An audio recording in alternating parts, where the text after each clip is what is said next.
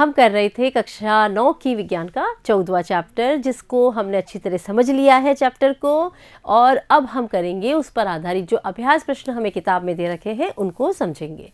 ठीक है, तो पहला प्रश्न है, जीवन के लिए वायुमंडल क्यों आवश्यक है।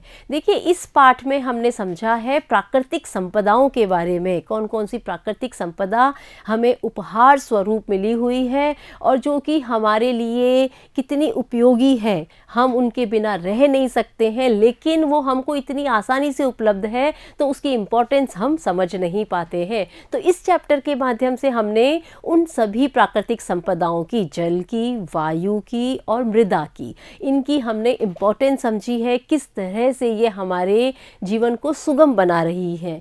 तो इन सबको हमने जाना है, समझा है। तो इनको याद करने जैसा बहुत कम है। अगर हम इनको समझ जाएंगे तो इन प्रश्नों के उत्तर हम अपने कॉमन सेंस से भी दे सकते हैं, क्योंकि ये तो हमारी ज़िंदगी का हिस्सा है। हम इनके सहारे ही जी रहे हैं, इन प्राकृतिक संपदाओं के सहारे ही जी रहे हैं। तो अगर हम इनको रियलाइज़ करेंगे तो इनके उत्तर हम आसानी से दे पाएंगे। सिर्फ हमको ज़रूरत क्या होगी, वाक्य को सही बनाने की, कुछ शब्दों का प्रयोग करने की जो कि हम इस्तेमाल करते हैं इन चैप्टर्स में। तो इन शब्दों को आप पढ़िए, इनको रिवाइज करिए, बार बार इस्तेमाल करिए, तो फिर हम इनको आसानी से उपयोग कर पाएंगे। तो ध्यान से आपको उत्तर को सुनना है, समझना है, लिखना है, उसके बाद आप अपने आप भी इसका जवाब दे पाएंगे। तो वायुमंडल क्यों आवश्यक है, ये तो आप खुद ही सोचिए, वायुमंडल क्यों आवश्यक है। क्या इस वायुमंडल में बहुत सारी गैसें हैं, वो हमारे लिए बहुत आवश्यक है। वायुमंडल में इतने सारे परिवर्तन होते रहते हैं, वो भी हमारे लिए आवश्यक है। तो हम अपनी समझ के हिसाब से उत्तर दे सकते हैं, और चैप्टर को अगर हमने ध्यान से समझा होगा तो भी हम आसानी से इसका चैप्टर का उत्तर, इस प्रश्न का उत्तर दे सकते हैं।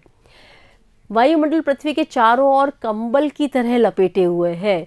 यह वर्ष भर पृथ्वी के औसत तापमान को लगभग स्थिर बनाए रहता है। एक कंबल जिस तरह से सर्दी में हमारी रक्षा करता है, हमारे बॉडी के टेम्परेचर को स्थिर बनाए रखता है, उसी तरह से वायुमंडल भी पृथ्वी के तापमान को लगभग नियत बनाए रखता है।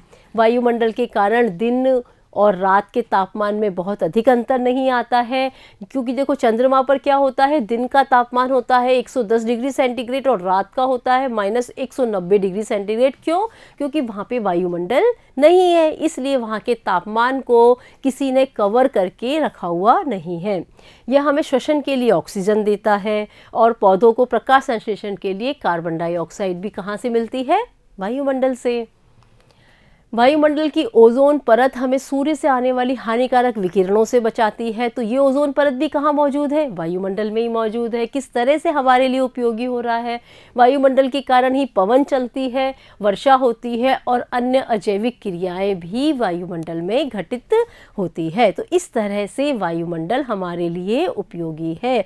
तो ये तो हम अगर चारों तरफ देखें, हमारे पूरे क्या क्या सर्दी, गर्मी, बरसात किस किस तरह से होते हैं, किस तरह से तापमान रहता है, अगर हम एक दृष्टा बन के इनको देखें तो हमें भी याद हो जाएगी ये सब चीज़ें जो कि वायुमंडल में घटित होती रहती है। जीवन के लिए जल क्यों आवश्यक है, ये भी एक बहुत कॉमन सेंस का सवाल है, जो कि अगर हमने इस चैप्टर को अच्छी तरह समझा है तो इसका उत्तर हम बहुत आसानी से दे सकते हैं। और जल के महत्व को तो कौन नहीं जानता, हम सभी जानते हैं। तो क्यों आवश्यक है, इसका उत्तर ज़रा सिस्टमेटिक तरीके से हम यहाँ दे देते हैं। आप लिख लीजिए इसको, और इसके बाद इसको समझकर अपने आप भी उत्तर दे सकते हैं। सजीवों के शरीर का एक बहुत बड़ा भाग है जल, अतः जीवित रहने के लिए जल को पीना आवश्यक है, ये सब जानते हैं। सभी कोशिकीय क्रियाएं जलीय माध्यम में होती है, और जलीय माध्यम में ही सभी पदार्थों का संवहन होता है। एक स्थान से दूसरे स्थान तक शरीर में जब पहुंचना होता है तो माध्यम की आवश्यकता होगी, तो वो माध्यम भी कैसा होता है, जलीय विलयन ही होता है। जलीय जीवों के आवास के लिए भी जल आवश्यक है। जो जल में रहने वाले जीव हैं उनको तो जल चाहिए ही रहने के लिए। पौधों की विभिन्न क्रियाओं जैसे प्रकाश संश्लेषण में जल की आवश्यकता होती है, बीजों के अंकुरण के लिए और पौधों की वृद्धि के लिए, फलों के विकास के लिए, इन सभी चीज़ों के लिए जल की आवश्यकता होती है। अगला प्रश्न है, जीवित प्राणी मृदा पर कैसे निर्भर रहते हैं। क्या जल में रहने वाले जीव संपदा के रूप में मृदा से पूरी तरह स्वतंत्र है? तो प्रश्न क्या है कि दो तरह के प्रश्न आ गए कि हम किस तरह से मृदा पर डिपेंड करते हैं, यानी कि मृदा हमारे क्या काम आती है। एक सवाल तो ये हो गया। दूसरा सवाल है जल में रहने वाले जीव संपदा के रूप में मृदा से पूरी तरह स्वतंत्र है। तो ये पूछ रहे हैं कि जल में रहने वाले जीवों को क्या मृदा की आवश्यकता नहीं होती है, क्या उनको वो बिल्कुल फ्री है उससे, क्या ऐसा है? जरा सोच के देखिए तब तक। तो पहले हमारे लिए मृदा किस तरह से उपयोगी है। पृथ्वी पर रहने वाले सभी जीव मृदा से विभिन्न खनिज लवणों को ग्रहण करते हैं।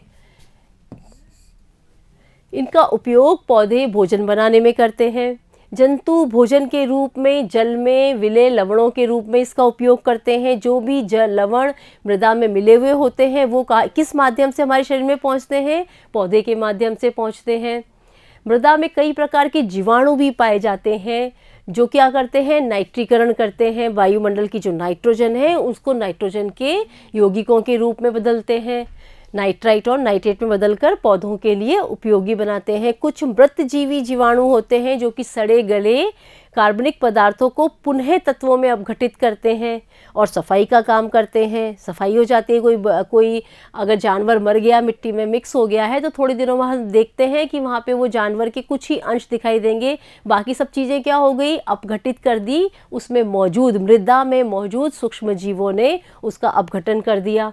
मृदा में केंचुए पाए जाते हैं जो मृदा को उपजाऊ बनाते हैं। इस प्रकार सभी प्राणी भोजन के लिए मृदा पर निर्भर हैं। मृदा नहीं हो तो हमारे लिए जो पेड़ पौधे भोजन देते हैं वो कहाँ पे उगेंगे पेड़ पौधे? तो मृदा हमारे लिए आवश्यक है और उसमें जो खनिज लवण मौजूद होते हैं वो भी उन पौधों की वृद्धि के लिए आवश्यक होते हैं।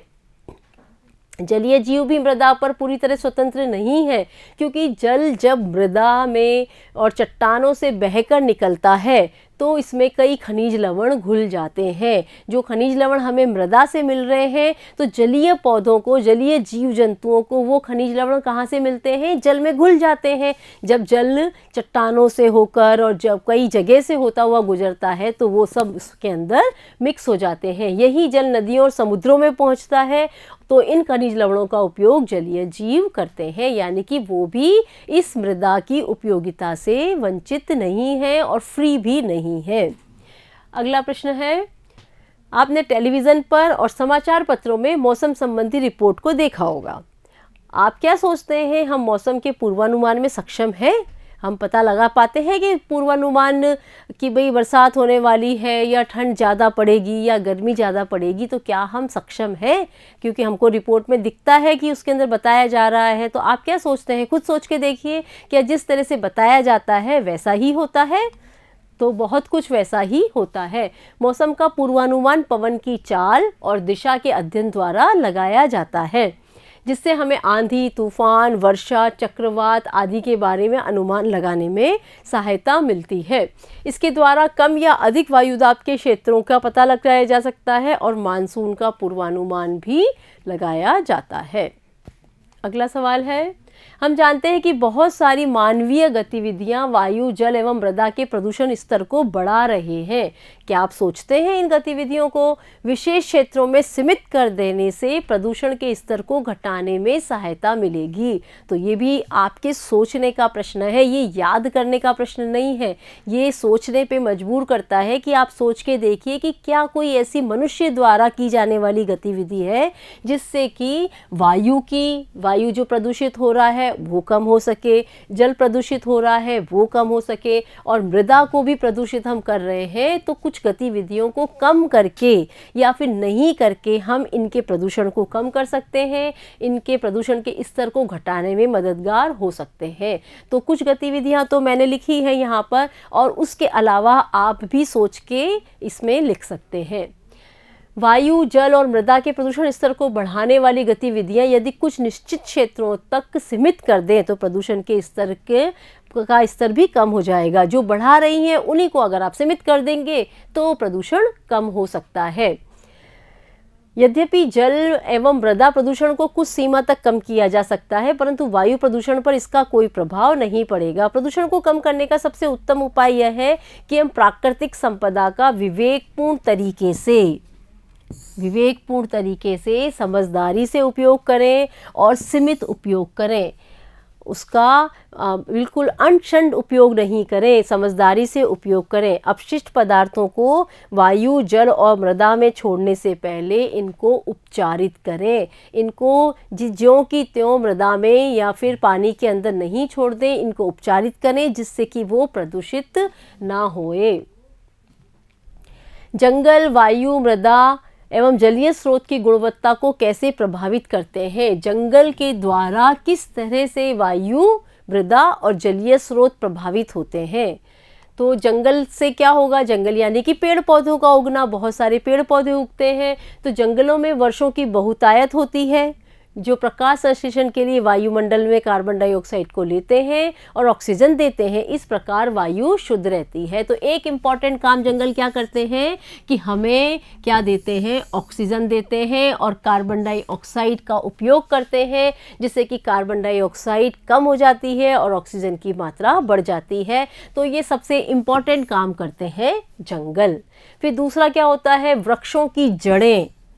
जंगल में वृक्षों की जो जड़ें होगी वो मृदा में गहराई तक चली जाएगी और उससे क्या होगा? मृदा अपरदन नहीं होगा। यानी कि जो मृदा एक स्थान से उड़ के दूसरे स्थान तक चली जाती है, यानी मृदा का नुकसान हो जाता है, उनकी उपजाऊपन कम हो जाएगा। तो जंगल लगे हुए होंगे तो उनकी जड़ों की वजह से मृदा वहाँ पर रुकी रहेगी, मृदा अपरदन कम होगा। जब मृदा बहने से रुक जाती है, नदियाँ उथली नहीं होगी, बाढ़ का खतरा भी कम हो जाएगा और वृक्षों के पत्ते वर्षा की बूंदों की तीव्रता कम कर देते हैं, जिससे भूमि का कटाव और मृदा अपरदन नहीं होता। अगर तेज मूसलाधार बरसात हो रही है तो पेड़ों से होती हुई जाएगी, तब क्या होगा? वो उनकी तेजी को कौन कम कर देगा?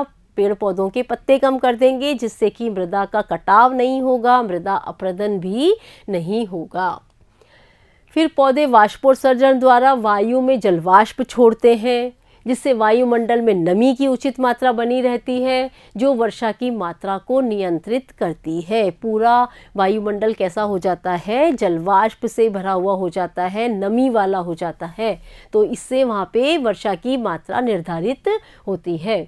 पौधों के कारण वातावरण अधिक गर्म नहीं होता है तथा ये जीवों को छाया प्रदान करते हैं और जीव एक सुखद वातावरण में रहते हैं। तो जंगल के तो बहुत सारे फ़ायदे हैं और ये फ़ायदे ऐसे हैं जिस पे हमारा जीवन का आधार है। तो इनको हम नज़रअंदाज नहीं कर सकते और हम क्या कर सकते हैं? इन जंगलों को बढ़ाने की कोशिश कर सकते हैं। तो इसी के साथ ही हमारे ये अभ्यास प्रश्न ख़त्म होते हैं और हमारी चैप्टर भी कंप्लीट होता है। तो आशा करती हूँ कि आपको ये चैप्टर अच्छे से समझ में आया होगा और हम थोड़े से जागरूक हुए होंगे प्राकृतिक संपदा के प्रति और उनके ध्यान रखने के प्रति, उनके उपयोग के प्रति हम जागरूक हुए होंगे। Thank you.